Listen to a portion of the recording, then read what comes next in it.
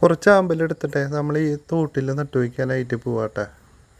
അപ്പോൾ ഈ തോട്ടിൽ നട്ടു വെച്ചാലുണ്ടല്ലോ ആമ്പലിൻ്റെ പൂക്കളൊക്കെ നല്ല വലിപ്പത്തിൽ വരും, കാണാനും നല്ല ഭംഗിയായിരിക്കും.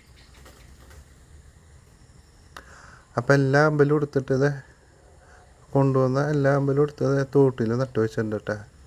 ഇനി അത് വിരിഞ്ഞു തുടങ്ങുമ്പോൾ കാണിക്കാം. നമ്മൾ തോട്ടിൽ നട്ടു വെച്ച ആമ്പലിൽ ഇന്ന് ആദ്യമായിട്ട് 2 പൂ വിരിഞ്ഞിട്ടുണ്ട് കേട്ടോ. ഈ മഞ്ഞയാണ് കേട്ടോ ആദ്യമായിട്ട് വിരിഞ്ഞത്.